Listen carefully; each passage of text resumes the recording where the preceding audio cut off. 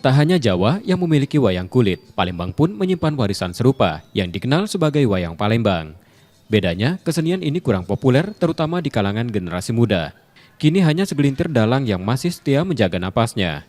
Agar tak hilang ditelan zaman, pemerintah berupaya melestarikan dan memperkenalkan wayang Palembang pada generasi penerus.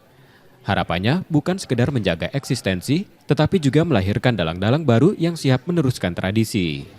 Palembang ini memang kita lihat jarang ya di masyarakat, jadi mudah-mudahan dengan pertunjukan ini ada anak-anak SLTA yang kita undang untuk melihat supaya mereka paham bahwa di Palembang itu ada wayang Palembang yang perlu dilestarikan dan juga perlu dikembangkan. Ini yang menjadi PR kita karena dalangnya juga tidak banyak lagi yang bisa memainkan wayang Palembang.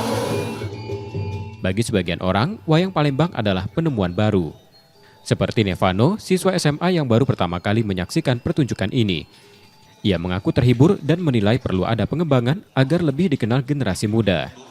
Harapan saya untuk wayang Palembang ini agar lebih dilestarikan lagi, lebih diperkembangkan, lebih banyak lagi untuk anak muda lebih tahu wayang Palembang ini. Kalau untuk durasi gimana nih? Mungkin bisa dipersingkat atau seperti apa? Terlalu panjang nggak tadi itu? Sebenarnya tidak terlalu panjang sih, tadi kan dibagi dua episode kan. Pementasan ini menjadi wujud komitmen untuk mempertahankan identitas budaya daerah, sekaligus memastikan kesenian berharga ini tetap hidup di tengah perubahan zaman.